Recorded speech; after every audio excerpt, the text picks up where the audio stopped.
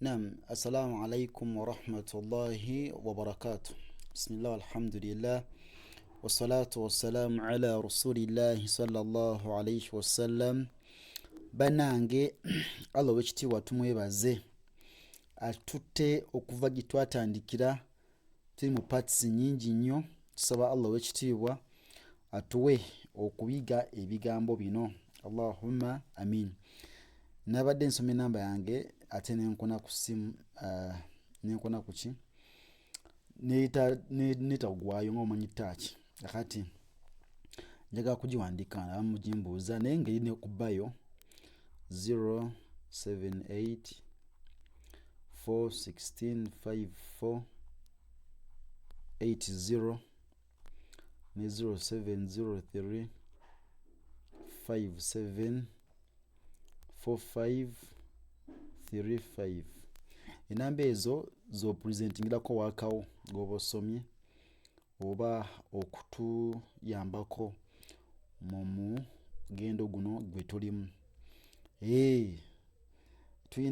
Twagala kugula computer laptop okweditinga video zino zibeere nnungi nga n'eddoboozi livaayo bulungi. Twagala kugula sound card ne camera, ebintu ebyo bisatu: laptop, sound card ne camera. So omuntu yenna alina obuyambi bwonna teeka ku zino enamba mu mannya ga Muhammad Matovu. Naam, video zino zigenda ku platforms ez'enjawulo, ku YouTube, ku TikTok, Telegram, Facebook page. Okitegedde? Learn how to read the Quran. Eyo Telegram bagita learn how to read the Quran. Then a Facebook page bagita learn how to read the Quran. Then Facebook page endala iliko Muhammad Matov. Then YouTube iliko Basira Studies. Then na YouTube endala iliko Muhammad Matov. Ogenda kwa search TikTok Basira Studies ne TikTok Muhammad Matov byonna gye biri. So wekityo oba tuyambyeko tukakasiza ddala nti ogenda kufuna empeera nnyingi nnyo kuva ku platforms ezo nga buli omu asomera ku nsimbi z'olina zewateekako. Naam, tuyingidde kye tuyita idgham darusu ya 32 naye parts zimanyi baba parts nnyingi kati ziri mu 100 mu zigenda kuwera 10 oba zinyingi. Alhamdulillah, twebaza Allah nazaawulamu parts tusobole okukwata akatinitini. Kitegedde? Naye nga lesson yo dawusu yameka 32. Kino bakita idgham. Idgham kitegeeza al idkhalu mu Luwarabu, tukiyita al idkhalu. Twakisoma dda mu ahkam nun sakina wa tanwin ne tulaba idgham ez'enjawulo. Kitegedde? Agamba before shadda, if there is a letter with jazm, the letter is dropped out in reading, in brackets idgham. The letter that occurs before jazm is then combined with shadda. Before shadda nga tonnatuuka ku shadda bimaana eno. If there is a letter with jazm, singa wabawo ennyukuta ng'eriko sukuuni, jazm ye sukuuni mu Luzungu, the letter is dropped out in reading. Eno tebagisoma eriko sukuuni, tebagisoma. Okitegedde? Kye bayita idgham. Then the letter that occurs before jazm, kati yeeno, is then combined with shadda. Bagigata kuki? Ku shadda ne basoma eno qaf ne ta zokka. Okitegedde? Wahakadha n'ebisigadde. Osoma eno esooka n'esembayo, osoma esooka n'esembayo. Bimaana eno ebulizibwa mu eno ne zaatulwanga ennyukuta emu ng'eggumidde. Kye bayita al idgham. Okategedde?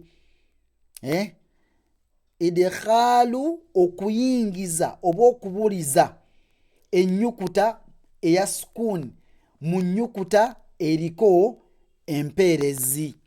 kibayita idgham nga sigenze eri mateeka okitegedde aga ahkam nun sakin watanwin tegedde so kati eno tukola ki tujibulizamu eno tujibulizamu eno tujibulizamu eno wakategedde idgham alina emitoko mingi egiwerako mutamathilani mutakaribani mutanajisain mingi otegedde naye olinayiga kusoma olinayiga ki okusoma so gamba nti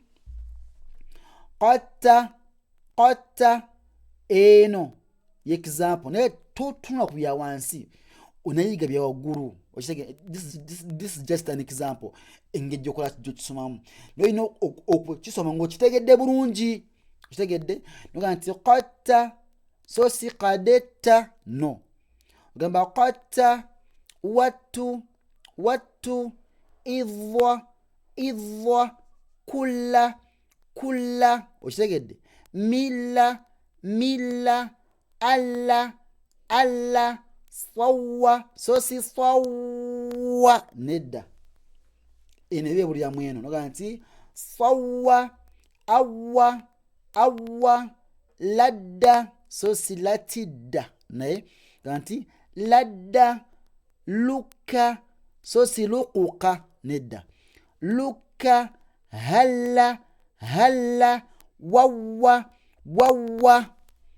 wakategedde but when it comes to nun sakina oba tanwin nga maaso waliyo waaw oba yau awo oba olina okuwuuna n'ogamba nti miwa so si miwa okitegedde nga obadde kwaki osomere no waggulu when it comes to nun sakina nun ya sukun oba tanwin okategedde awo osoka kuwuuna n'ogamba nti miwa mayu laya ayu miwu okitegedde nkuddamu miwa mayu laya ayu miwu